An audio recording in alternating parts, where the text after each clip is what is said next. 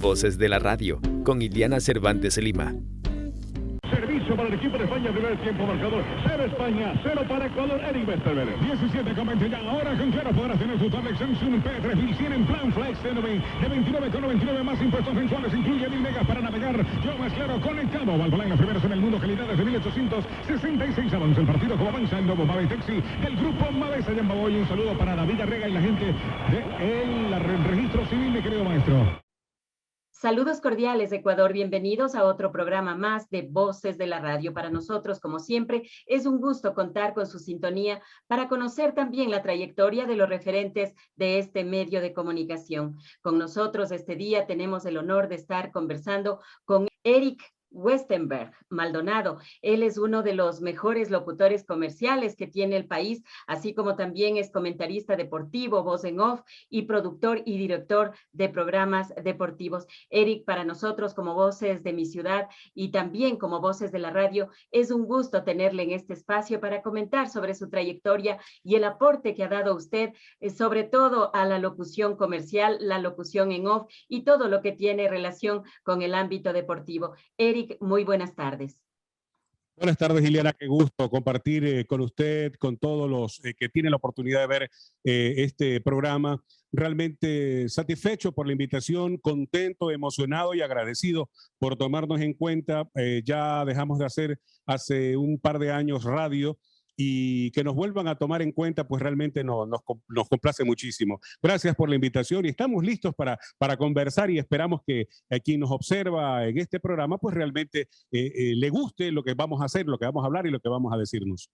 Claro que sí, usted hace un par de años ya se retiró de la radio, pero sin embargo también está relacionado con los medios de comunicación, específicamente con la televisión. Pero vamos a conversar sobre esta etapa que dejó huella también, como es su época en la radio. ¿Cómo fue este inicio en la radiodifusión ecuatoriana? ¿Cómo nació este amor o esta afición a la radio? Y sobre todo, ¿cómo usted fue incursionando en este medio? Bueno, contarle un poco de la historia. Tuve la oportunidad de estar en una reunión social con el abogado Roberto Román Valencia. Hoy, desgraciadamente, por el coronavirus, dejó este mundo.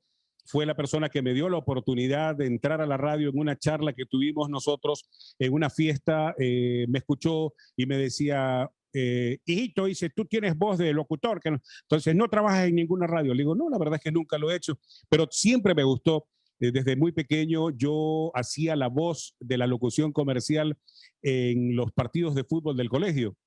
Aparte de que me gustaba jugar y era muy malo, pero sin embargo hacía este tema de la locución comercial, me gustó siempre. Yo era pues muy admirador de un locutor antiguo que tenía la radio CR, no sé si usted lo recuerda, Enrique Alcíbar. Enrique Alcíbar tenía un torrente de voz espectacular y era un locutor maravilloso. Creo que fue una de las voces que me inspiró a mí el tema de la radio, ¿no? Desgraciadamente hoy ya no está entre nosotros. Tuvo un problema de salud que incluso dentro del estadio terminó su vida, ¿no? Fue una situación muy triste dentro del Capel. Pero bueno, él me gustaba muchísimo escucharlo, me agradaba mucho la forma en la que hacía la locución comercial y yo tenía mi estilo propio porque desde muy pequeño nos hacían hablar muy rápido en la famosa lectura mecánica en el colegio donde tuve la oportunidad de estudiar. Y mi padre de pequeño nos hacía un ejercicio que algún día pensé que no iba a servir de nada, pero terminó dándome de comer durante muchos años. Entonces, Roberto Román me escucha hablar y me dice, tú tienes el talento para ser relator. Entonces le digo, bueno, déme una oportunidad. Eso fue un día viernes en la noche. El día lunes estuve muy temprano en la radio. En ese tiempo el programa de Roberto Román era a las 9 de la mañana, me visitó a las 8:30. Esperé aproximadamente media hora hasta que el hombre llegó. Me dice, espéreme un ratito, hijito, siéntate ahí que ya hablamos. Efectivamente, se fue a hacer el programa, en medio tiempo salió y me dice, a ver, quiero que entres, me dice, las condiciones son estas y te escucho. Ese fue el término que utilizó. Ingresé a la cabina, me dio una carpeta para leer los comerciales y me dijo, quedas contratado. Y de ahí en adelante arranqué, eso fue en el año 94, inicios del año 94. El programa se llamaba Fuera del Campo. Tuve la oportunidad de trabajar en ese programa en Radio Caravana. Tenía una audiencia impresionante. Me gustaba mucho el programa porque prácticamente era como una especie de parlante en la ciudad de Guayaquil. Había la oportunidad de recorrer a esa hora la bahía, el malecón, los centros comerciales. Uno se subía a los taxis y todo el mundo escuchaba a Román. O sea, era una cosa impresionante. Él tenía los equipos RPT-15, unos equipos de transmisión que le permitían a él, hoy se usa celular, en esa época el que tenía un RPT-15 tenía mucho dinero. Entonces tenía equipo 15, 30 y 45. Él podía hacer transmisiones desde donde quisiera. Él había hecho la inversión y él pagaba a la Radio Caravana por el espacio que ocupaba dentro de la emisora. Tuve la oportunidad de trabajar con él un tiempo, realmente fue una experiencia inolvidable. Me alejé del programa cuando el abogado me hizo una propuesta que ya no me gustó, por ser condescendiente. Había una persona que trabajaba haciendo la locución comercial conmigo, no, un locutor de muchos años, con mucho prestigio, y se hizo mi buen amigo. Cuando Roberto Román me dice que ya había pensado en pedirle que ya se retire, y que yo me iba a quedar solo haciendo los comerciales, sentí que iba a traicionar a mi amigo. Bueno, preferí abrirme del programa y le dije que si era por eso mejor me abría. Entonces me dice, mira, el ser humano tiene que aprender a retirarse cuando le toca retirarse. Y yo lo quiero mucho a él, pero ya tiene algunos problemas. Los clientes me hacen ciertos comentarios y yo creo que ya es el momento de descansar.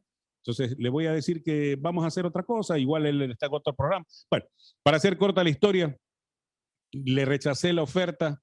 No me arrepentí porque sentí que era condescendiente con mi amigo y un poco me sentí que le fallé a quien me dio la oportunidad. Bueno, en fin, sentimientos cruzados que me tocaron vivir en ese momento. Y lo hice así, ¿no? Pasó un tiempo, en ese tiempo yo no hice radio. En ese tiempo estuve haciendo mis actividades, pero iba a la radio.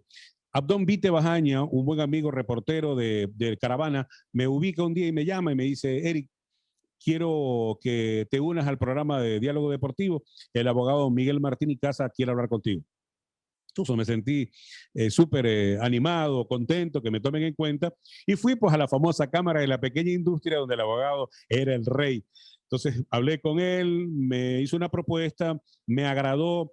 El tema económico en Caravana era muy bueno, no porque la radio nos pagaba en ese momento, porque trabajábamos para programas, no porque los productores de los programas nos pagaran, sino porque se vendía muy fácil.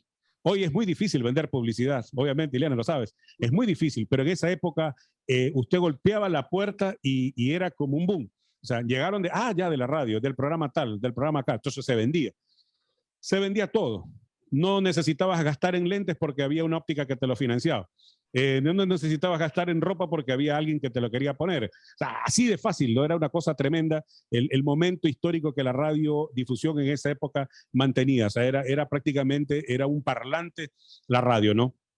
Pasó el tiempo en el programa del abogado Icaza y yo le pedí la oportunidad para ingresar a las transmisiones. Bueno, cosas van, cosas vienen, no se daba la oportunidad.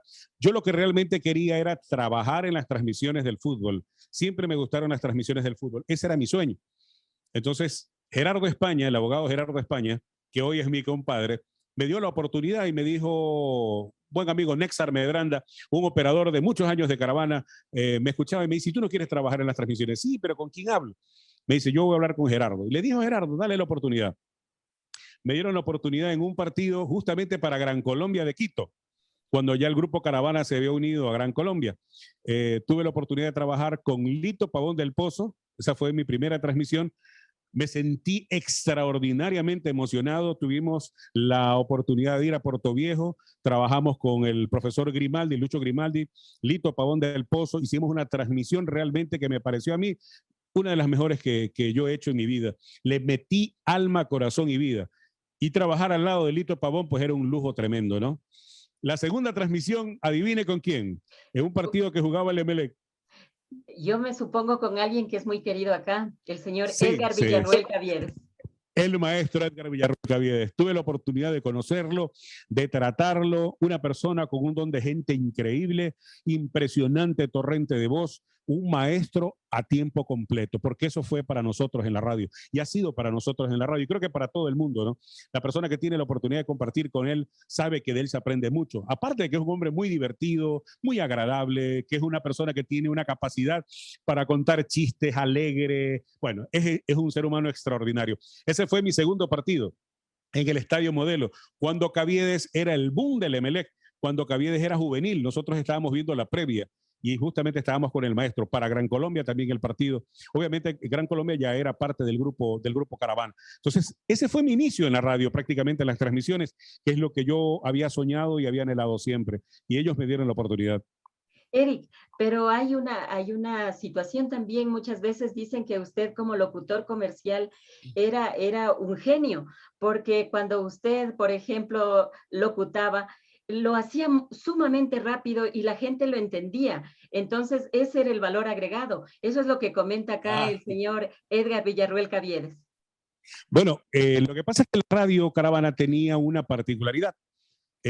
Para nosotros entrar en transmisión, el que hacía de director de deportes, que actualmente lo sigue siendo, que yo reconozco, tuve mucha suerte en la vida. En la vida he tenido 2 jefes, y los 2 jefes son de la misma empresa, Mario Canessa y Gerardo España. Bueno, extraordinarios seres humanos. Gerardo me enseñó mucho de esto. Me decía que la radio tenía un estilo, y el estilo era el ritmo, la agilidad, abrir la boca, pronunciar las palabras de manera adecuada, buena dicción, mucha inflexión, pero sobre todo ritmo. Me decía, Eric, ritmo, ritmo, métete en la cabeza, ritmo, ritmo, esto es ritmo, vamos, vamos, dale, dale, dale. Entonces, con eso del ritmo, y yo que tenía mucha fluidez en cuanto a la lengua y su movimiento, por el ejercicio que le comenté al inicio de este programa que mi padre nos hacía, entonces se me hizo relativamente sencillo. Y sí creo que fue como una especie de marca que tuvo la radio durante mucho tiempo, que creo que hasta ahora la sigue utilizando, ¿no? Ya la agilidad en cuanto a la locución comercial tenía que ser extremadamente veloz, ¿no? Y obviamente tenía que entenderse, porque si no, el que paga no paga, así de fácil. Entonces, eso fue, para qué podríamos decir, una parte innovadora que Caravana logró imponer en su momento, y obviamente considero yo que fue Gerardo España el genio creativo de ese nuevo estilo, jocoso, ágil y de mucho ritmo, ¿no? Eso básicamente, en eso se convirtió Caravana, y creo que llegó a donde llegó en el momento que llegó y se sigue sosteniendo, ¿no? Yo prefiero Kendall. Pintura que se respeta, usa Permanentes Max, la pintura que te da máximo cubrimiento, rendimiento, durabilidad. Pintura Cóndor, la mano del maestro. Dejemos todo por un plato mundial de pollo panado y papitas. Harinas para frituras Doña Petrona, la única. Encuéntrala en Supermaxi. Sigue el minuto a minuto y vive la fiesta del fútbol. Participa en hashtag Juega BDP, Canal 49 pulgadas. Y por cada acierto en tu pronóstico podrás ganar tarjetas de regalo para ti de $200. Ingresa a nuestro Facebook Live y comenta tu pronóstico. Recuerda hashtag Juega BDP. Este mundial va a exigir al máximo a todos los jugadores. Por eso cuando cambies de aceite pide el de los semisintético, el de los 7.500 kilómetros. Ese es Goldenberg, el primero con la tecnología PISN Plus en Ecuador y Sudamérica. Llega fuerte, llega como el oso. Ponle Goldenberg. Fertizas la solución en insumos agropecuarios. Hey, si quieres que tu trabajo te quede perfecto, usa Permalatex Max, la pintura que te da máximo cubrimiento, rendimiento y durabilidad. Pintor que se respeta. Usa Permalatex Max, pinturas Cóndor, la mano del maestro. Mira que ella premia tu preferencia. Compra 2 llantas GT Radial y recibe una raspadita. Gana premios al instante y participa por ser uno de los ganadores de $1000 en la rifa digital. GT Radial, buena por donde la veas. ¿Qué técnica tienen los camaroneros con Scratin 360 Plus? La solución con herramientas que maximizan las ganancias de la producción del camarón en una forma sostenible. Scratin, alimentamos millones, Gerardo. Muy bien, señoras y señores, equipos a la cancha.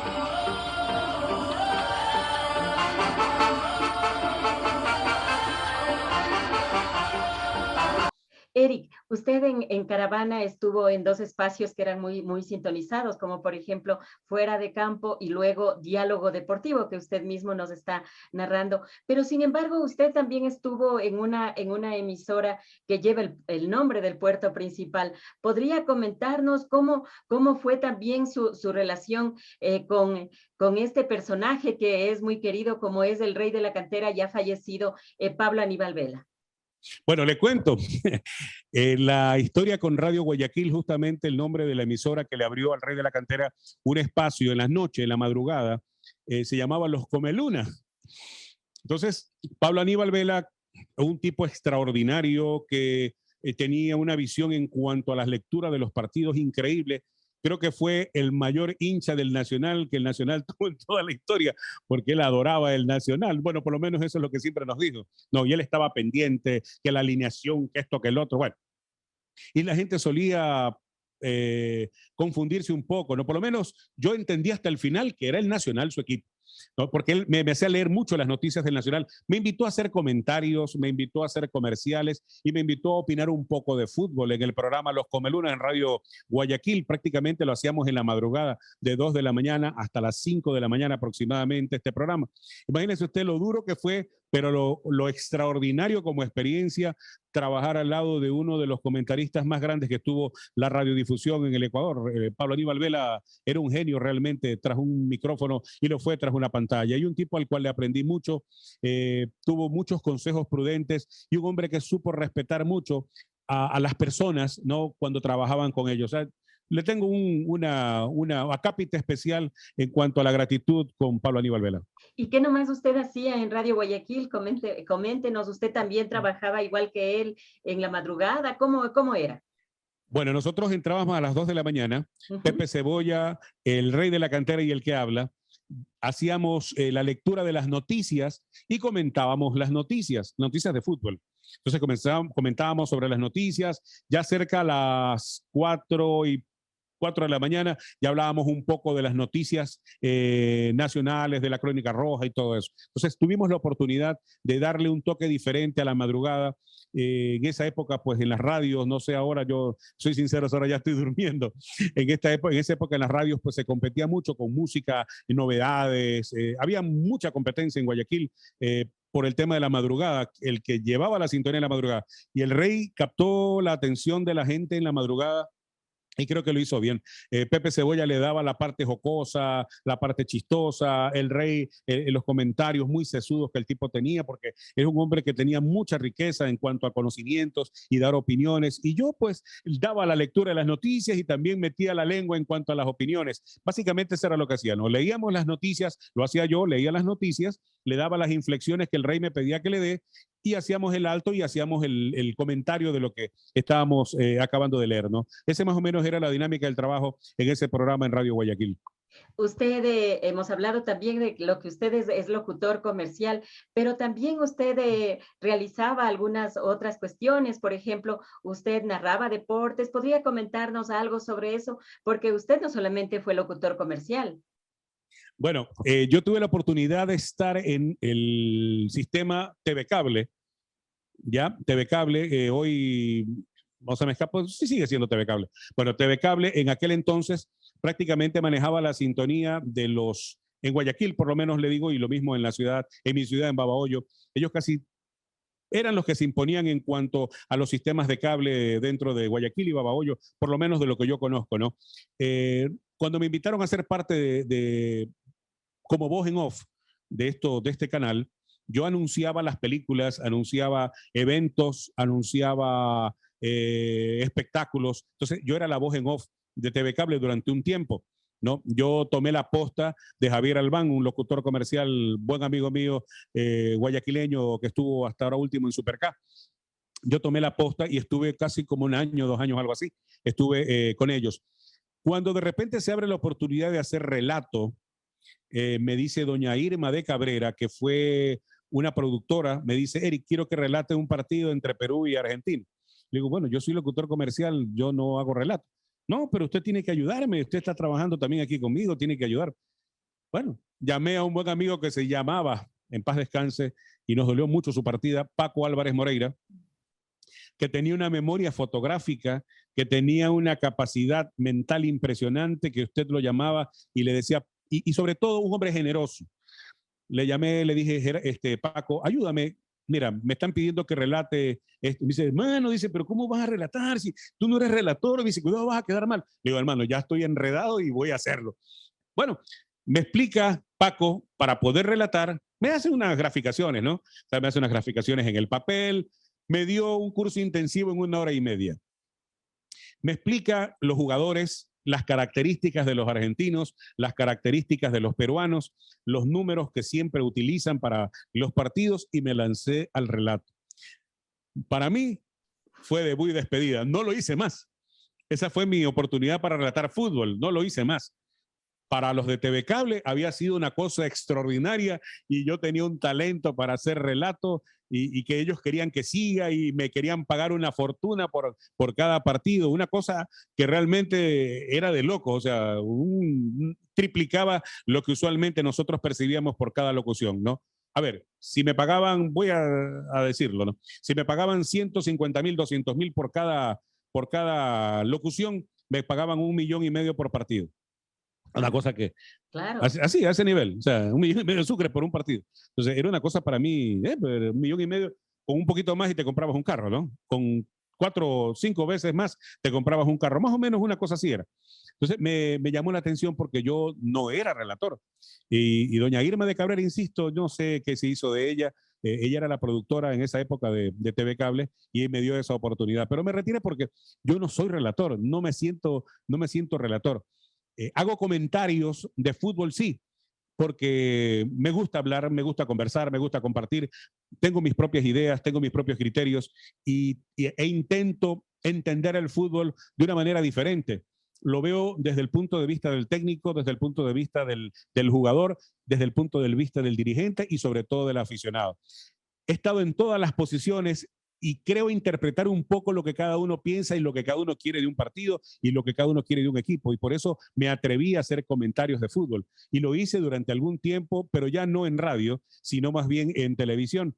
Tuve la oportunidad de estar en programas televisivos de acá de Babahoyo, hasta que Dios me permitió tener mi propio canal. Bueno, y como yo soy el dueño, entonces yo mismo salía cuando quería. Entonces esa fue más o menos la dinámica en nuestro pasar por el tema de la comunicación deportiva. Eric, usted desde el año 1995 hasta el año 2018 fue locutor comercial de Caravana. ¿Cómo usted se siente mejor? ¿Como locutor comercial? ¿Como voz en off? ¿Relator deportivo? ¿O en la actualidad como está de gerente también de Canal 6 de televisión?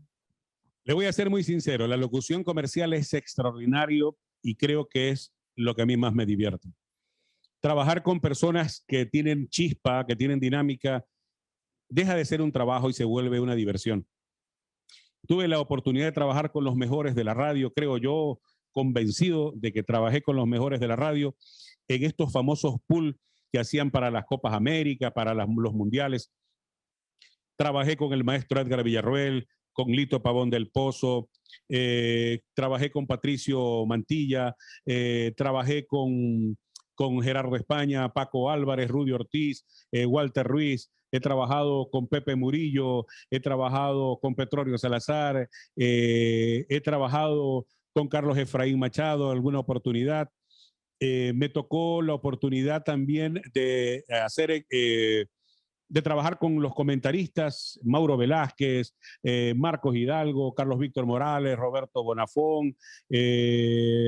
Bueno, se me escapa a alguien de pronto, mil disculpas, ¿no? O sea, de verdad, me tuve la suerte de trabajar, creo yo, con los mejores y de todos creo que se aprende, ¿no? Se aprende porque es gente con la que uno creció, con la que uno se ilusionaba al escuchar los partidos y te imaginabas cómo era la situación dentro de la cancha y ya estar junto a ellos, Jacinto Landázuri, cómo graficaban los partidos de fútbol, fue impresionante, o sea, ver cómo era la dinámica del relato, el comentarista lo que hacía, entonces uno ya se comenzaba a hacer una idea de cómo era esto, ¿no? Y yo hacerle los comerciales a ellos, prácticamente para mí me estaban pagando por divertirme y por hacer lo que me gusta, ¿no? Y así lo sentí siempre. Creo que esa fue la etapa más hermosa de mi vida.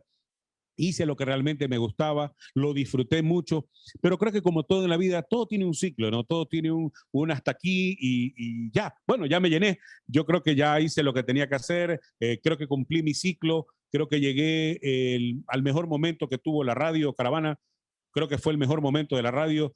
Comenzamos nosotros, la radio no era la número 1, estaba bastantes peldaños abajo y cuando salimos de la radio, de lo que tengo claro, por lo menos los ratings que nosotros observamos, Caravana era el número 1. Entonces eso nos llenó muchísimo, porque creo haber sido parte de ese proceso de crecimiento que tuvo la radio y de ese enamoramiento que le hicimos para que el oyente tenga la oportunidad de ver lo que no podía ver sino que simplemente a través del oído poderlo interpretar.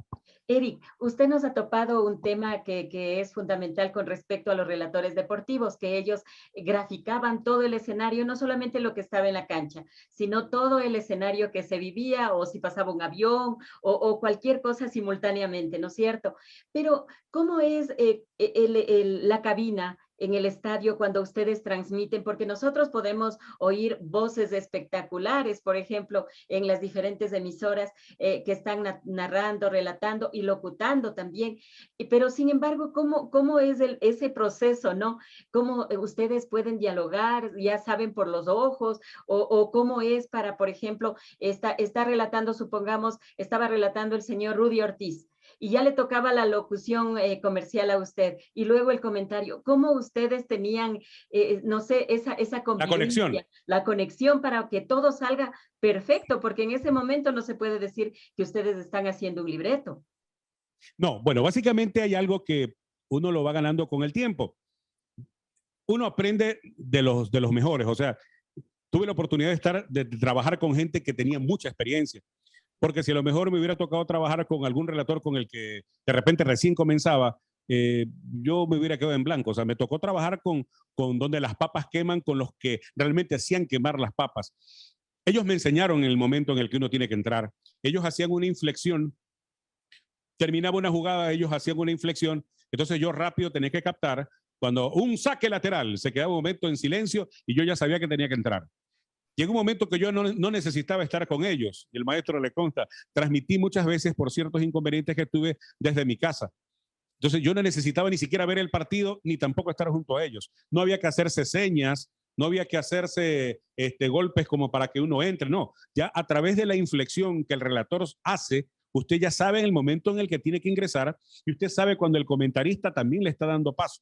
Entonces, a veces es innecesario decir los comerciales fulanito, no, sino que usted ya sabe que le toca entrar por las inflexiones. Entonces, eso se gana cuando esta gente con la que usted trabaja con mucha experiencia, a usted le dicen a través del mensaje del trabajo cómo tiene que hacerse las cosas. Entonces, usted se demora unos 5 o 10 minutos cuando nunca ha trabajado con un relator o con un comentarista, unos 5 o 10 minutitos máximo, mucho, 5 minutos usted ya sabe cuándo le toca entrar. A quién le toca darle más espacio, a quién le toca dar menos espacio, quién le da más oportunidad para que usted trabaje. Entonces, eso se va aprendiendo en base a las inflexiones. Es la experiencia que yo tengo. He visto en trabajos que al locutor comercial le daban un codazo, ¿no? Me tocó ver a un amigo. No, entonces, en mi caso fue inflexiones, simplemente inflexiones. O miradas. Miradas. Cuando estábamos presenciales en la cabina, me miraban, ¿no? Pero casi siempre fue por las inflexiones, porque usualmente yo estaba también concentrado en el partido, viendo el mejor momento. Cuando yo me estaba quedando pobre con los comerciales, el machete está quedándose pobre, yo hacía la seña y pedía, ¿no?, que me den espacio, y me daban el espacio necesario. Entonces, pero yo también tenía que estar viendo la jugada, porque el peor error de un locutor comercial es leer los comerciales y viene un gol. Oiga, es fatal. Para un locutor comercial. ¿Le ha pasado? Cuéntenos. Claro. ¿Cuándo le pasó? Cuéntenos. Algunas veces. A ver, en un partido, se me escapa. Me parece que fue de Barcelona, en un partido de Barcelona en la Copa Libertadores de América. El partido estaba intenso, no recuerdo el rival, pero el partido estaba muy intenso, y no tenía mucho espacio para dar los comerciales. La venta había sido muy fructífera, había mucho comercial. Y en esta radio exigían 12 menciones por partido. Cada cliente tiene de 10 a 12 menciones por partido. Y aparte hay la jugada. Entonces llegó el momento que se me estaba poniendo difícil porque la carpeta no me avanzaba. Y yo pedí la mano, alcé la mano, por favor. Pues me di los comerciales. Y justo cuando estaba terminando de leer una publicidad nueva, que no la había memorizado, porque también hay que memorizar un poco porque es parte del trabajo, para que no te claves completamente en el papel, sino que tengas la oportunidad de jugar con tu mirada a la cancha y el papel. Entonces, en la carpeta observo una publicidad y era nueva. Entonces no la había tenido tiempo de revisar y la estaba leyendo cuando ¡ah, gol! ¡Gol! Y me quedé, o sea, me sentí muy mal porque eso uno lo siente como una falla de fracaso en concentración en el trabajo. O sea, lo sentí así y no, me comí el gol. Y me he comido algunos goles, ¿no? De ese tipo me he comido algunos goles. Y eso sí es triste para la persona que hace locución comercial porque lo considero yo falta de concentración, porque si de repente hubiese repasado previo bien la carpeta, me lo hubiera memorizado bien, no hubiera tenido que tener clavados los ojos en la carpeta, ¿no? O sea, el que hace radio sabe que esto es así. En la televisión es más simple porque estás haciendo el comercial y estás viendo la imagen, no pasa, son cortos los comerciales. En radio no, en radio el comercial es mucho más largo, la radio tienes que ser muy explicativo el comercial porque la gente no lo está viendo, solo lo está escuchando. Entonces tiene que ser muy claro el mensaje, tiene que tener las inflexiones y darle la interpretación a la cuña que estás pasando. Y a veces eso te toma un tiempo o te demoras un poco y te puede una jugada comprometedora quedarte fuera de fuego, ¿no? Eric, ¿y ha habido, por ejemplo, o hubo partidos que eran sumamente espectaculares y que generaba mucha expectativa en los oyentes, sobre todo? ¿Hubo tal vez un partido donde había exceso de publicidad, exceso de auspiciantes? ¿Le ha pasado alguna vez? Sí, terrible. No, me ha pasado muchas veces en la radio. Yo alguna vez vi 30 auspiciantes. Era una cosa tremenda, ¿no? Caravana era un tema monstruoso, la cantidad de comerciales que había. Y era un reto.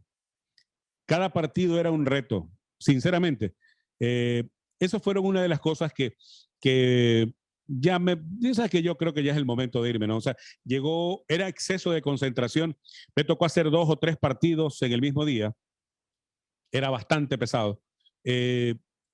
Paré un poco por eso, porque, oiga, terminaba, era como que si hubiera pegado una maratón, ¿no? O sea, terminaba exhausto. Y encima tenía que manejar para retornar a mi casa a Babahoyo, era un poco pesado. Entonces, era difícil porque había una cantidad impresionante de comerciales. Toda la carpeta había que ser leída en el primer tiempo una vez y en el segundo tiempo la segunda vez.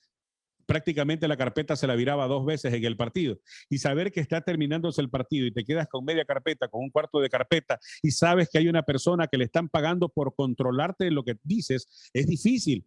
Y eso te exaspera en un momento. Y estás que pides espacio y dame chance. Y o sea, era de mucha tensión, de mucha tensión. Entonces, cuando ya eran demasiados los comerciales, ya me quitó un poco el disfrute al trabajo que hacía, porque me sentía extremadamente presionado. Y si eran 2 o 3 partidos en el día, era mucho más difícil. Usted tiene dicción, modulación, rapidez, se puede decir, también tiene usted a lo que habla tiene como vida, ¿no? Se le nota como vida, optimismo, futuro, proyección y esas cosas, ¿verdad? Pero alguna vez usted tal vez se equivocó en el micrófono, le pasó alguna vez, porque usted, por ejemplo, en la locución comercial lo hace sumamente rápido, por esta presión también de que existen auspiciantes, gente que también le está escuchando de que se cumpla con la pauta. Claro, muchas veces nos equivocamos, eso es normal. Usualmente cuando la carpeta me la entregaban, la revisaba previo, iba poniendo mis puntuaciones. Yo le daba la interpretación al comercial. En el departamento de publicidad mandan una carpeta. Yo, por mis problemas visuales, pedí unas letras muy grandes, ¿no? Muy grandes. Entonces yo observaba bien ya con letras grandes, ya podía visualizar bien la carpeta, el texto de la carpeta, y yo le hacía mi propia puntualización.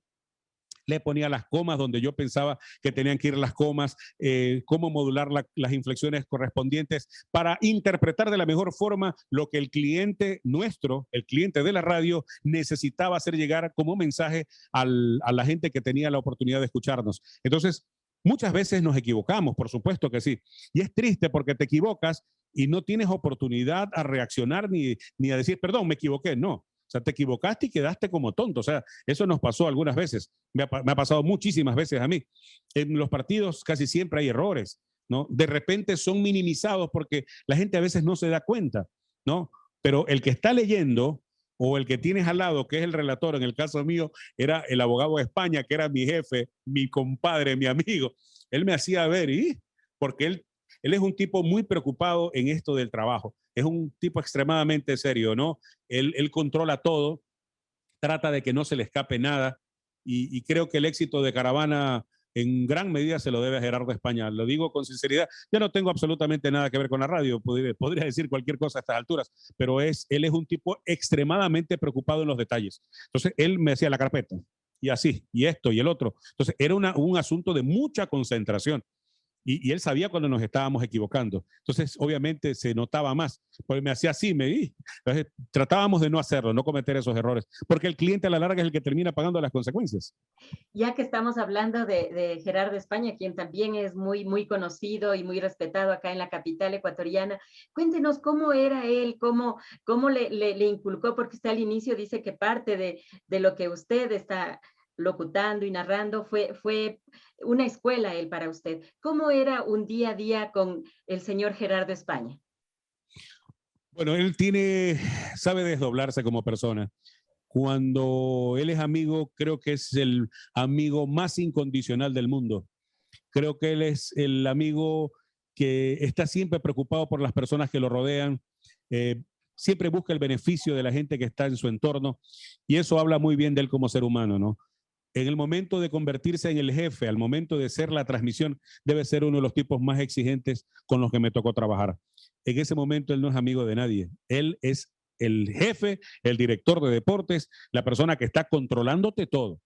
No hay perdón, no hay nombres, puede ser quien sea, pero si estás en ese momento en una transmisión con él, no eres nadie, o sea, eres el empleado de la radio y tienes que hacer las cosas bien, independientemente a quién seas. A muchas personas eso le incomoda, le molesta. A veces los seres humanos tomamos actitudes un poco diversas y pensamos porque hemos hecho un nombre en la radio, porque hemos hecho un nombre en la televisión, nos sentimos intocables, que nadie nos puede decir nada. Bueno, para él eso no existe, ¿no? Si tú estás ahí, tienes que hacer lo que te toca hacer, así te guste o no te guste. Yo vi impases de él con personas que tenían ese nivel y él no tenía ningún problema en decirle lo que le tenía que decir, en suspender a quien tenía que suspender y multar a quien tenía que multar. O sea, es un hombre muy exigente en el momento del trabajo. Insisto, si él no hubiera estado al frente de esta radio, le aseguro de verdad que la radio no hubiera llegado donde llegó. El día que por temas distintos a radiodifusión dejó la dirección de deportes, él fue consejero en la provincia de Los Ríos en ese tiempo, él dejó la dirección de deportes de la radio, se sentía que la radio no era igual, porque la gente se relajó, ya la gente no iba a la hora, y con él había que ser extremadamente puntual. Ileana, tú tenías que estar a las 14 horas, era la transmisión, a las 13 horas tú ya tenías que estar en el estadio. No había oportunidad de llegar 14 y un minuto porque te hacía quedar mal al aire. No, o sea, no te permitía. O sea, tú tienes que ser extremadamente puntual para cumplir. Pues es el respeto a tus compañeros, el respeto al medio. O sea, es un hombre muy exigente, ¿no? Un hombre muy exigente y que se toma muy a pecho porque él también es exigente con sí mismo. Creo que, insisto, no fue la mejor experiencia porque fue uno de los mejores jefes. He tenido dos. Este fue uno de los mejores jefes que tuve en la vida. Eric, una consulta. En este caso, usted ha estado en la radio, pero ¿cómo fue ese cambio a la televisión? ¿Cómo se dio esta puerta? ¿Se le abrió a usted? ¿O usted buscó? ¿Le buscaron? ¿Cómo fue?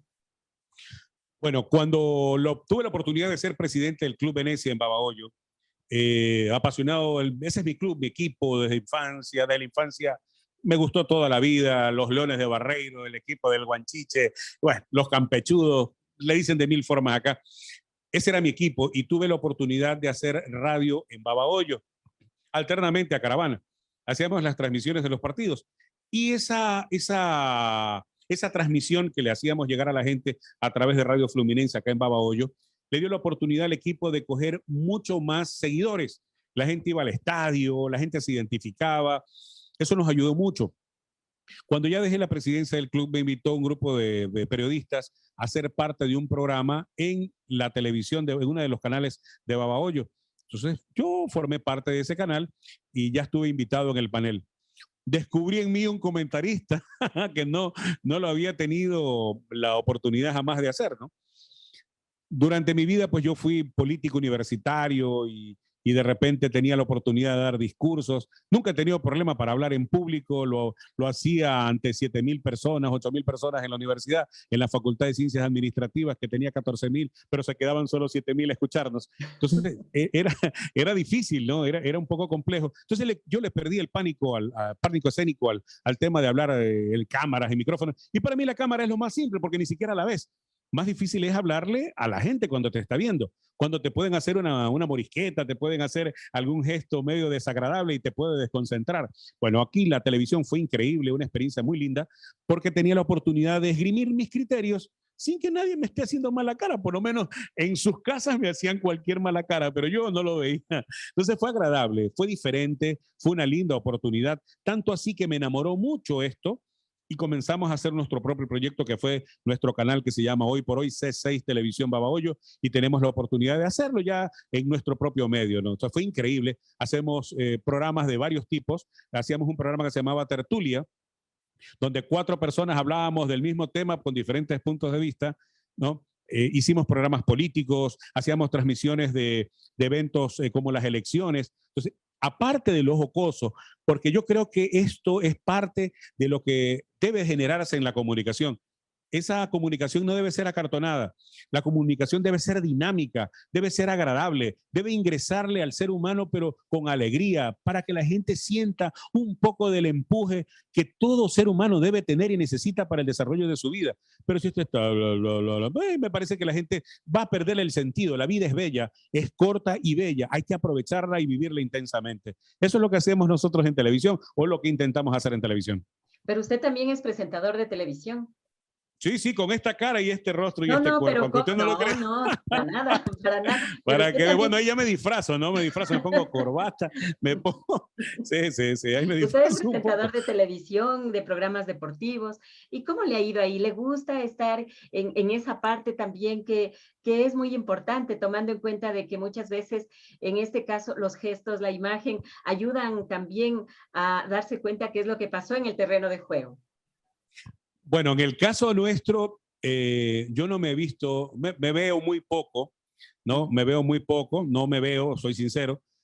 Cuando mi esposa me decía, mira el programa Tertulia, Eric, por favor, deja hablar. Los demás también quieren hablar y tú no dejas hablar.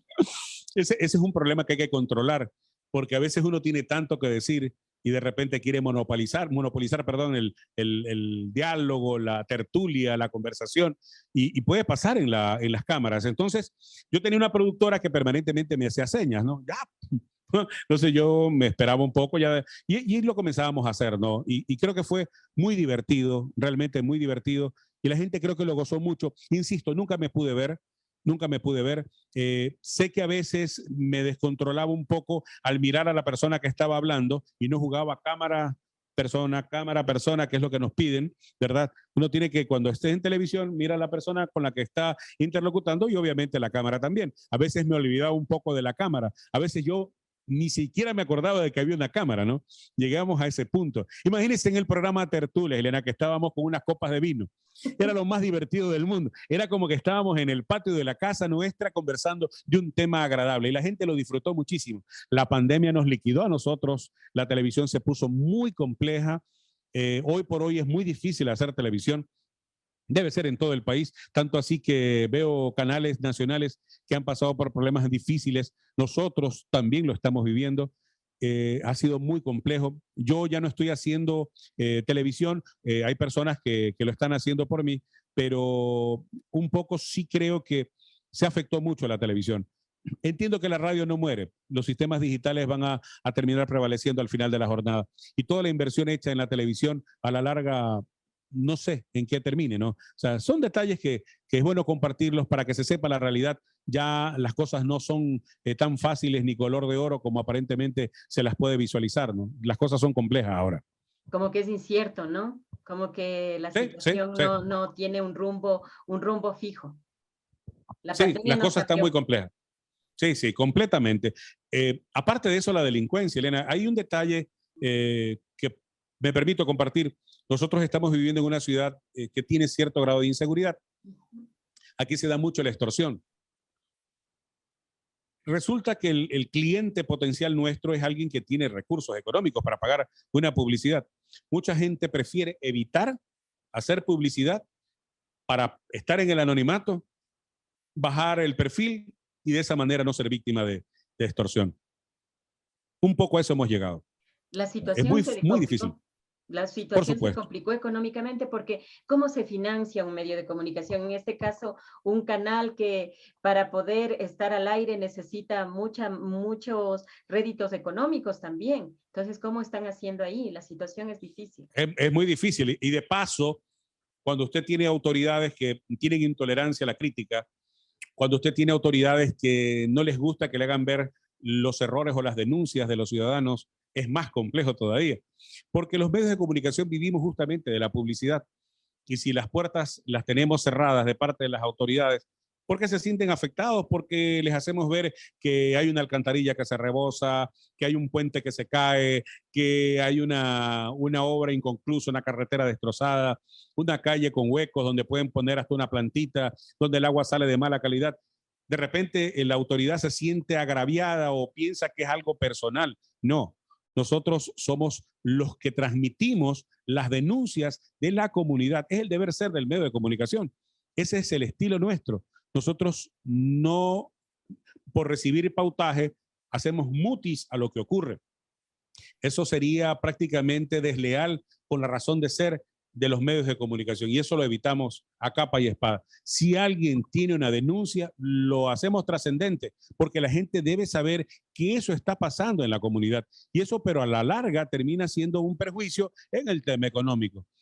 Uno sopesa, o me sigo trabajando con nuestro pueblo, que es la razón de ser del medio, o me debo a las autoridades. Yo escogí el otro camino. Yo me debo a la gente, al pueblo, a nuestra comunidad. Y gracias a Dios existen auspiciantes fuera de la ciudad que son los que realmente están ayudando a sostener nuestro medio. Universidades, empresas de fuera de la ciudad, esos son los que están ayudando a sostener nuestro medio. La lucha es titánica, es difícil, es muy difícil, pero sin embargo nada es imposible. No perdemos la fe que algún momento nuestro país volverá a ser lo que en algún instante fue en cuanto a la generación de recursos. Estamos en un periodo, creo, de recomposición social, de recomposición económica. El país entiendo que macroeconómicamente está bien, microeconómicamente no está bien. La percepción de la inseguridad no permite que haya también una fluida inversión. Yo creo que sí. Eso es una de las razones por las que la gente no está invirtiendo con confianza. Hay esa sensación de salir a la calle y que te puede pasar algo, no le da confianza, genera baja en las ventas de la gente que tiene negocios de comida, de la gente que tiene negocios de locales comerciales, que venden cualquier cosa. Si te ven comprando mucho, puedes ser víctima de los atracadores, cosas como esas, ¿no? O sea, microeconómicamente todavía el país no está bien, aunque macroeconómicamente ya se ha recuperado. Es mi punto de vista, para no entrar en política, porque me imagino que ese no es el tema de la charla nuestra hoy, ¿no? Eric, desde el año 2008 usted hasta la actualidad es gerente de C6 Televisión. ¿Por qué se llama C6? Porque comenzó con Canal 6. Ah, ya. Era la forma de a la gente decirle, bueno, ¿qué es Canal C6? Por ahí tengo hasta los logotipos. Ahí está lo de C6 Televisión. Y así nacimos, ¿no? Nacimos como C6 Televisión. Luego comenzamos a incursionar un poco en los medios digitales. Tuvimos con éxito una app que nos permitió comercializar el producto nuestro, el contenido nuestro a través de la televisión en streaming. Nos fue muy bien. Insisto, la pandemia cambió todo, ¿no? La persona que nos financiaba el streaming era un cliente nuestro, tuvo un problema de salud, se complicó un poco y dejó de financiarlo. Entonces, nos iba muy bien en ese sentido. Creo que de repente nos hubiéramos convertido en el Netflix ecuatoriano, ¿no? Así de fácil. Teníamos mucho contenido que mostrar, hacíamos mucho programa, teníamos muchos programas, teníamos ciertos inconvenientes, por ejemplo, en las transmisiones de Facebook con las canciones que tienen reserva, derecho de autor y todo eso, sí. Pero acá no, en la web no había problema, en la app tampoco. Entonces, nosotros podíamos tener todo el bagaje de programación que teníamos dentro del canal a través de una app y lo veíamos donde sea. Pero eso se complicó, como digo, o sea, todo nos cambió. Entonces, es difícil, es duro la situación ahora. Claro que sí, la pandemia creo que nos golpeó a todos de alguna manera, ¿no? Al área de la comunicación mucho más, ¿no? También en lo laboral se podría decir. Eric, una consulta. ¿Usted siempre vivió en Babahoyo? Porque siempre le escucho que usted viajaba de Babahoyo a Guayaquil. ¿Cómo era la vida? ¿Cómo usted hacía los trabajos, por ejemplo, para de Babahoyo irse a Caravana en Guayaquil, o usted ya vivía en Guayaquil? ¿Cómo era eso? Bueno, durante un tiempo viví en Guayaquil hasta el año 99 aproximadamente. Por un tema de salud de mi madre me vine a Babahoyo. Ella tuvo un quebranto, terminó falleciendo mi mamá en el 2002. Bueno, me quedé en Babahoyo, que es mi ciudad, la ciudad que quiero, que amo mucho y que hoy está pasando por problemas terribles por la inseguridad que se vive. Sin embargo, la he disfrutado intensamente. Para mí es agradable vivir aquí en el sentido de estar en mi casa, donde vivo, en la forma en la que vivo. Me relajo mucho, vivo lleno de área verde, entonces a mí me fascina mucho el área verde. Guayaquil es vivir entre edificios, para mí, donde vivíamos nosotros, es vivir entre edificios, la vida mucho más agitada, acelerada. Entonces, en el tiempo que estuve en Guayaquil, pues hasta el año 99 aproximadamente, yo no tenía inconveniente, yo hacía los trabajos en la radio quedaba a 2 cuadras de mi casa, 3 cuadras de mi casa. Me iba a pie todos los días sin problema. Cuando se iba la energía eléctrica, en algún momento, creo que cada 2 años, cada año se iba como 3 meses. Teníamos que subir los 9 pisos de mi casa y los 7 pisos de la radio. Imagínense, era titánico. Pero lo hacíamos con gusto, ¿no? Lo hacíamos con gusto. Nos movilizábamos a los estadios y todo eso. Cuando ya me vine para acá, yo presenté la renuncia a la radio. Entonces, me permitieron muchas licencias. Por eso vivo agradecido con Mario Canés. Me permitieron muchas licencias y podía ya ir solamente a los partidos, no tenía problema. Luego tuve un accidente de tránsito que me marcó mucho, estuve muy complicado, gracias a Dios lo resolvimos muy rápido, pero sí me marcó, entonces me dio mucho temor viajar en la famosa carretera E25, la carretera de la muerte, porque creo que es lo que realmente pasa a diario en esta vía, una vía que desgraciadamente sigue estando abandonada, que hay una pugna extraña de poderes y no la dejan terminar y no la dejan construir. El uno quiere hacerla y el otro no deja, y el otro quiere y el otro no. Bueno, una cosa que realmente fastidia y no permiten que esta provincia, que es muy rica, que tiene muchas cosas que brindar, tenga las carreteras que merece. Sin embargo, nos tocó pues viajar durante mucho tiempo por carreteras deterioradas, peligrosas, angostas, y en una de esas tuve un accidente. Pedí nuevamente al abogado de España que por la situación de seguridad mía, prefería ya no seguir viajando y me estaba retirando. Bueno, no me dejaron ir. Nuevamente me permitieron armar un estudio desde mi casa, hacíamos partidos y lo disfruté muchísimo. Insisto, solo tengo gratitud para la radio que me cobijó durante tantos años, más de 20 años. No, tuve la oportunidad de disfrutar, conocer gente maravillosa, hacerme conocer y me abrió muchas puertas, ¿no? Me abrió muchas puertas. Entonces, yo solo tengo gratitud y hacer radio realmente enamora, apasiona y uno le mete alma, vida y corazón a lo que es la radio. Bueno, realmente yo le meto alma, vida a todo lo que hago, ¿no? A todo. Yo soy entregado a todo. El niño Eric Westenberg, ¿pensó alguna vez que iba a trabajar con los referentes del relato deportivo, del comentario deportivo? ¿Se imaginó alguna vez estar, por ejemplo, micrófono a micrófono, vis a vis con esos talentos? Le cuento que sí. Sí, cuénteme. Sí, le cuento que sí. Desde el colegio yo hacía imitaciones. Entonces, antes de llegar al medio, yo ya lo había hecho. Yo mismo hacía los relatos de ¿Cómo algunos... imitaba? A ver, Eric, ¿cómo imitaba en el Por colegio? ejemplo, vamos a poner a Petronio Salazar. No, en aquel entonces decía, pues no, gracias por el de ustedes, la CR presentó. Entonces yo mismo le hacía el relato, yo mismo hacía los comerciales y yo mismo me imaginaba a Marcos Hidalgo, yo mismo lo hacía, ¿no? Y a Piquito yo lo imito delante de él, ¿no? A ver, Entonces, imítele aquí, para que haya en el programa. Bueno, la verdad es que hemos disfrutado esta transmisión. Ha sido un gusto inmenso compartir con ustedes. ¿Te gusta? Cosas como esas, ¿no? Entonces, hacíamos nosotros una dinámica increíble, ¿no? O sea, realmente fue muy bonito, un espectáculo para nuestra vida. Y de niño sí me imaginé porque lo busqué. porque soñaba con hacerlo, porque me grababa y soñaba con convertirme en locutor comercial del fútbol. Entonces busqué el espacio, me acuerdo, en aquel entonces en CRE, golpeé la puerta. CRE en un momento era un monstruo, ¿no? Entonces golpeé la puerta. Bueno, las puertas no se me abrieron, cosas de la vida. Después apareció la oportunidad. Me dijeron, hay un espacio en Super K. Golpeé la puerta de Super K, tampoco me la abrieron en esa época. Ya después las dos empresas me decían, ven, pero ya no, o sea, siento que si voy a otra empresa de las competencias de Caravana, sería un traicionero para la radio que me abrió las puertas y que me dio mucho en esta vida, ¿no? Entonces vino la opción de Roberto Román, me dijo, venga a Caravana, bingo. En ese tiempo, insisto, Caravana no estaba situada como está ahora y creo que fue un ascenso brutal que tuvo la radio.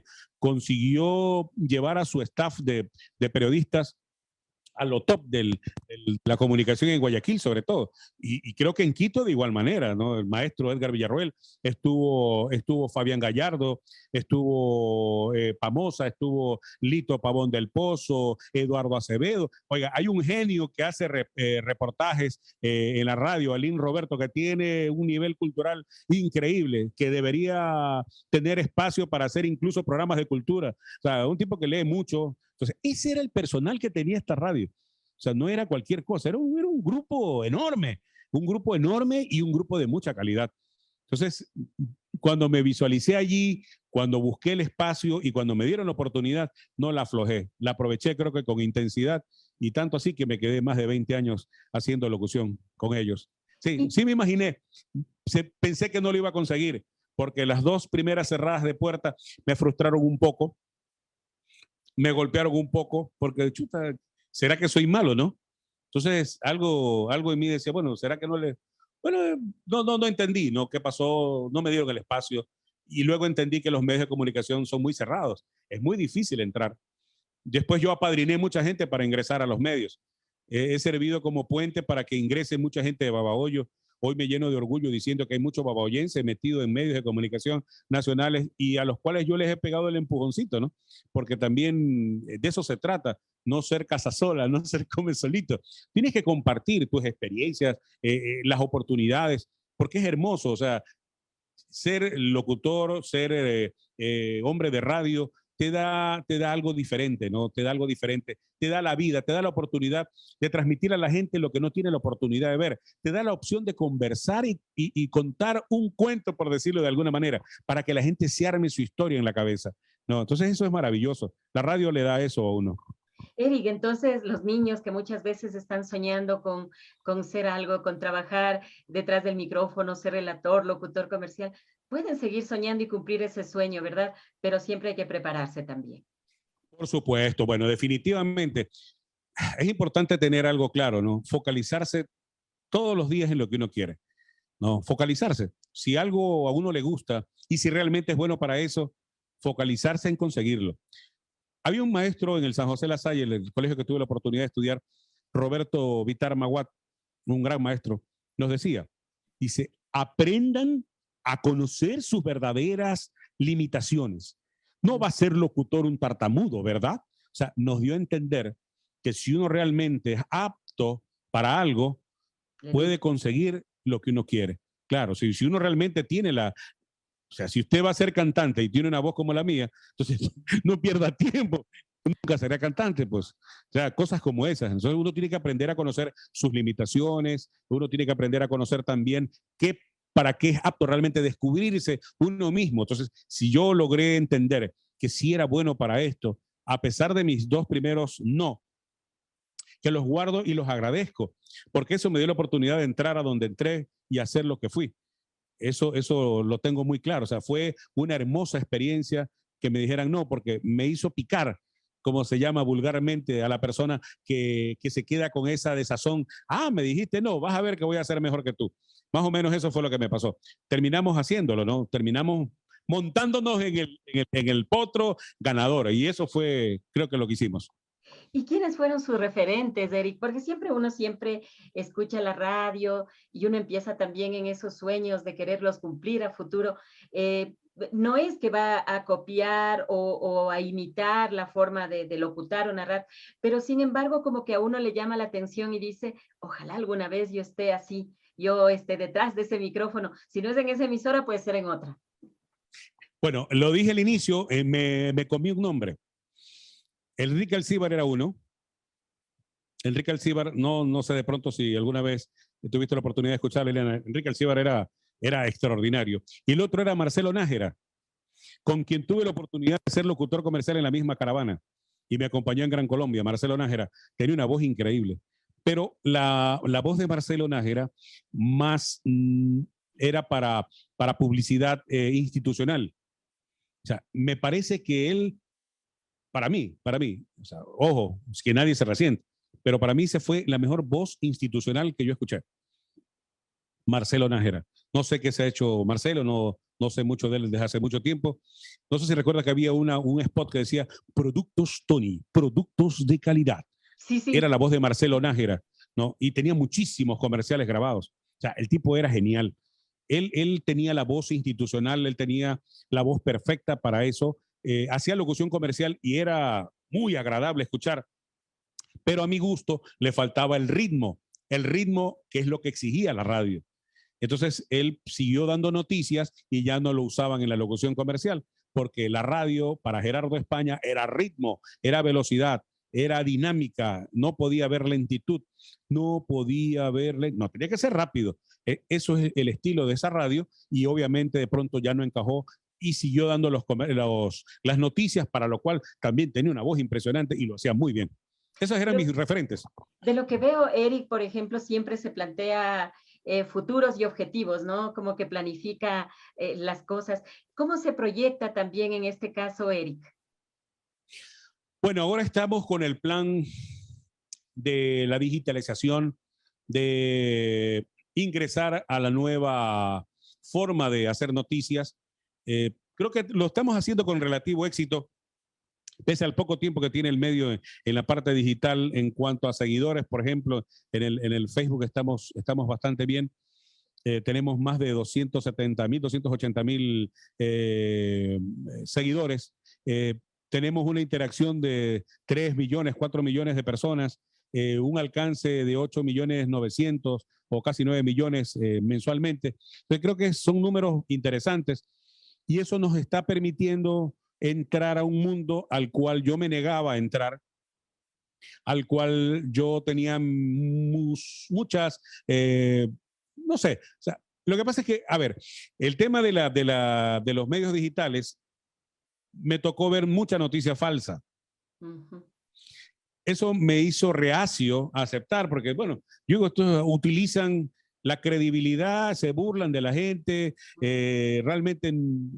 Una chica, vi el otro día, dice, se me vio todito, ¿no? Y tenía 4 millones de reproducciones. O sea, solamente había puesto arriba, se me vio todito y salía ya en toalla.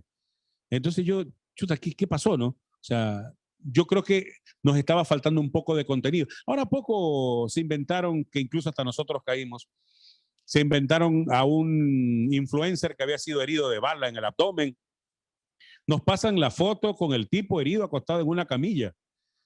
Pero nunca nos imaginamos que estaba jugando él con su propia vida. Después terminó pidiendo disculpas, pero ese no es el punto. El punto es que se burló de nosotros. Se burló de la gente que lo está siguiendo. Se burló de los medios de comunicación que se solidarizaron con él en un momento difícil, entre comillas, de su vida. Entonces, eso me mantenía a mí un poco reacio, porque yo no le daba la credibilidad suficiente a los medios digitales. Porque me parece que muchas veces utilizan, suelen volverse amarillistas e intentan crear la percepción, sobre todo por el asunto político, la percepción en la gente y venderle muchas veces una mentira. No digo todos, pero eso existe. Nos tocó entonces hacer ciertas situaciones como para intentar empatar un poco el partido, ¿no? Eso es lo que estamos más o menos haciendo ahora. Y bueno, hay una persona que trabaja conmigo que creo que tiene una capacidad de visualizar las cosas antes de que sucedan, el licenciado Marlon Goya, y él pues nos metió a este mundo digital, nos hizo creer en el planteamiento del mundo digital y no se equivocó. No se equivocó porque muchas publicidades nos están llegando por el mundo digital. O sea, Así el es. pautaje es digital, así Ajá. de fácil. O muchas veces va la pauta al canal y el valor agregado puede ser también la difusión en los medios digitales. Entonces, como que se Sí. complementan, ¿no? Es más, le voy a contar una infidencia. A ver. Un cliente que vino de la capital de la República a pautar con nosotros me dijo, bueno, quiero este pautaje, el costo era alto, no, bueno, no voy a ser infidente completo, el costo era alto, me dice, mira, quiero esta pauta, habían tantos spots en la televisión, pero me interesa esto de aquí más. Entonces quiero que me deje esto. Entonces, al comienzo me sentí un poco ofendido, ¿no? Chica, le vas a dar más valor a una página que a un medio formal. Claro, Y resultó ser así. claro. El tipo estaba más preocupado por lo que nosotros poníamos en la red que lo que transmitíamos en la televisión. Resulta ser que ese es no digo el negocio del futuro, el negocio actual, que tiene proyecciones a tener cambios en el futuro, sí, que se va a desarrollar de una manera diferente también. Entender que YouTube es nuestro, eso es mentirnos. Entender que el Facebook es nuestro, es mentirnos, porque esas dos empresas, en el momento que les dé la gana, nos dicen, chao, hasta aquí, te quedaste ahí. Y perdiste todo el trabajo que hiciste. Entonces, eso también es un poco complejo, porque es como trabajar prácticamente en la cornisa. Bueno, al igual que tener un medio de comunicación formal. Si mañana el Cordicón le dice adiós, o mañana, bueno, ya no es Conartel ni Supertel, se me escapa el nuevo nombre que utilizan ahora el medio de control de la televisión, de la radio ahora, que dice hasta aquí, hasta aquí. Arcotel, perdón, Arcotel, tienes razón. Como en efecto Arcotel a nosotros hace unos años atrás nos dijo hasta aquí y nos cortó la señal 1 año y medio. Claro, nos ha pasado de todo. Nosotros, a veces ser muy frontal resulta generar problemas y polémica. Eric, ¿y el apellido Westerberg? Ese era de mi cuéntenos cómo es, pero porque usted siempre dice Eric Ibar Westerberg Maldonado. Lo que pasa, a ver, mi papá llegó en el año 50 a Ecuador. Llegó en el año 50 procedente de Suecia. Llegó contratado por una empresa que tenía como base Quito. La empresa se llamaba Siderúrgica. Siderúrgica ecuatoriana. Sí, encargada de construir puentes. Bueno, tuvo la oportunidad mi padre de hacer las bases del puente de la Unidad Nacional, de hacer el puente de Portete en Guayaquil, de hacer el puente de Babahoyo, puente en Santa Rosa, en Esmeralda. Bueno, la primera exportación de maquinaria que se hizo en el Ecuador, de maquinaria que se hizo en el Ecuador, con la bendición de Dios, fue de mi padre, que nosotros tuvimos la oportunidad como familia de exportar 40 concreteras en el año 75, rumbo al 76, 40 concreteras a Cuba, ¿no? Entonces, sí nos da cierta satisfacción que un hombre que vino del otro lado del mundo, ¿no? Tuvo la oportunidad de casarse con mi madre, ¿no? Una mujer que tuvo toda la vida dedicada a la enseñanza, era maestra, ¿no? Maestra de párvulos, o sea, tenía un cariño especial por los niños, realmente una mujer muy dulce. Entonces, esos fueron mis padres. Tengo un hermano, somos dos. Mi hermano vive en Chile, ahora es hemodinamista en Chile. ¿Y el que habla? Un hombre que va peleando por la vida, mi querida Iliana. Ese es el origen de nuestro apellido. Mi padre se llamaba Eric Bernard Westerberg Basteson. Él estuvo en nuestro país hasta el año 76. Ese año falleció mi papá, ¿no? Después de la exportación de concreteras, parece que el corazón también le jugó una mala pasada, se emocionó mucho. Aquí hizo algunas cosas, hizo máquinas y una fábrica de hielo, tuvo una cantera donde actualmente están las canchas de Pérez Perazo.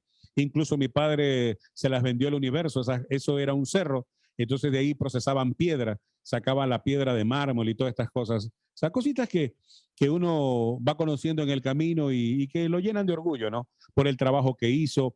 Vimos también que él tuvo su nivel científico, así fue considerado en su país de origen. Tengo recortes de Suecia donde hablan de él, del trabajo que él hacía piezas para militares, le vendían tanto a los americanos como a los alemanes, hacían enlatados tanto a los americanos como a los alemanes, a los británicos. Entonces tuvo pues un trabajo muy, muy interesante durante su vida. Él era metalúrgico, ingeniero metalúrgico. Acá hizo un detergente también, pero su principal trabajo fue para siderúrgica en el tema de los puentes. ¿Y él se sintió bien aquí? ¿Qué hablaba del Ecuador? ¿Qué decía el papá? Bueno, él siempre manifestaba que Ecuador era un país maravilloso. Voy a ser infidente, que el problema de Ecuador a veces son los ecuatorianos, que no logramos querer ni respetar al país lo suficiente, ¿no? Él hablaba mucho que había ciertas cosas que se podían cambiar, pero que a veces nadie le decía a las personas que eso había que cambiar. Le molestaba el desorden, le molestaba la impuntualidad. Decía que él se sentía irrespetado cuando citaba a alguien a las 4 de la tarde y la persona aparecía a las 5, ¿no? Simplemente él no lo atendía. Te esperaba 10 minutos, era una cosa exagerada, 10 minutos y ahí terminaba todo. Entonces, fue difícil. A un primo mío que vive en la capital de la República le dijo, a las 4 de la tarde nos vamos al cine. Él a las 4 en punto estaba abajo de la casa, le pitó una vez, odiaba el pito, porque él decía que eso era contaminación, el pito, pero lo hizo como una seña. Sí. Mi primo bajó a las 4:08 y ya no estaba el carro. Mi papá se fue al cine sin él. Cosas como sin esas. El invitado. ¿No? Sin el invitado. O sea, lo que trato de hacerle una especie como de acápite de lo que realmente fue. O sea, nosotros hemos sido el problema de nuestro país. El problema no es el Ecuador. Nos convenció mucho que teníamos que hacer algo por mejorar el país. Siento que eso no lo he podido hacer. Intenté algún momento incursionar en la política, pero muy rápido me desencanté porque creo que conocí a los políticos equivocados. No, vi un juego de traiciones, de envidia, de egoísmo, que me separó y me ahuyentó por completo de la política. Ahora los veo de lejos, ¿no? Nosotros este país debemos de cambiarlo por conciencia, por sentirnos que este es el futuro de nuestros hijos y que prácticamente hoy se los estamos exterminando y no nos damos cuenta. No nos damos cuenta que cada vez que nosotros sorprendemos a alguien con alguna zapada criolla, estamos causándole un perjuicio al Ecuador. No nos damos cuenta que cuando irrespetamos los parqueos, estamos causándole un perjuicio al Ecuador. Cuando nos dormimos en el pito por fastidiar al que está delante, cuando recién el semáforo se cambia, estamos perjudicando al Ecuador. Los ecuatorianos todavía no alcanzamos a entender que nosotros somos los culpables de nuestro propio destino. Cuando nosotros tenemos el país más rico del mundo. Liana, no es mentira. Tenemos oro, tenemos cobre, tenemos petróleo, tenemos camarón, tenemos banano, tenemos cacao. Ahora el petróleo debemos de tener el mejor momento en cuanto al nivel petrolero de la época, ¿verdad?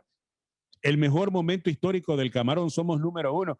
El banano nuestro es comido y apreciado en cualquier parte del mundo. El cacao nuestro es súper bien valorado en cualquier parte del mundo, sobre todo para los europeos. Estamos incluso produciendo vino de gran calidad, alcohol de gran calidad. Tenemos todo. Nosotros todavía no nos damos cuenta de que debemos cambiar para poder hacer de este Ecuador un país mejor. Eso es todo. Nos hace falta quererle al Ecuador, sentirnos identificados con él y valorarlo también.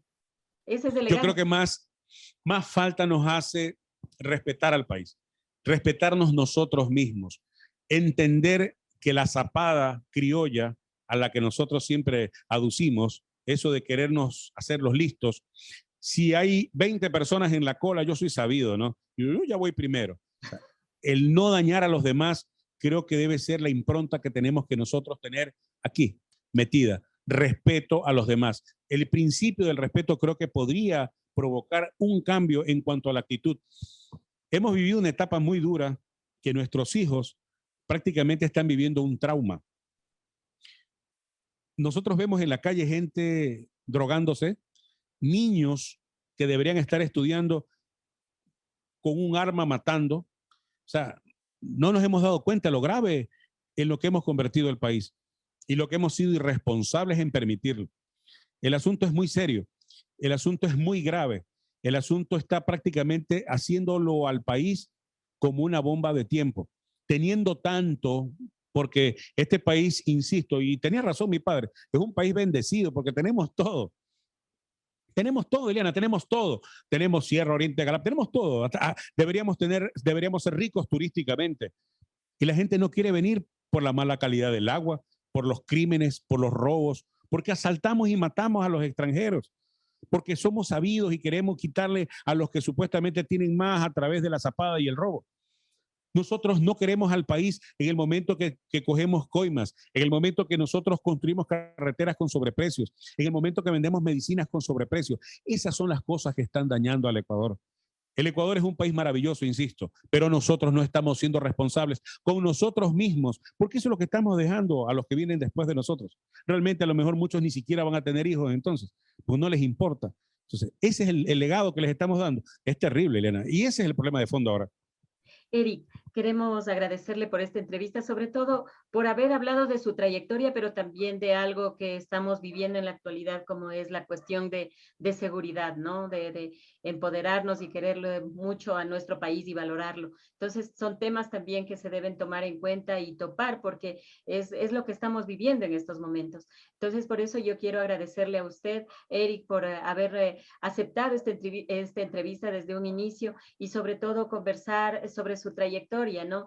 De esas voces de la radio que son muy importantes para nosotros. Muchísimas gracias, sobre todo por la oportunidad, y quiero pedir disculpas por si de repente algún exabrupto cometí en la última parte. Me apasiono mucho con este asunto del país, me desespera mucho lo que nos está pasando y eso no tenía nada que ver con el programa para el que fui invitado. Por eso reitero mis disculpas si a alguien ofendí con lo que dije y sobre todo a la presentadora tan guapa que me dio la oportunidad de expresarme a la gente que en este momento nos está observando, ¿no? Y saber que tenemos programas con contenido, donde hay la oportunidad de contar una historia, que a lo mejor esa historia nuestra le sirva a alguien como inspiración o como el ejemplo para no hacer lo mismo.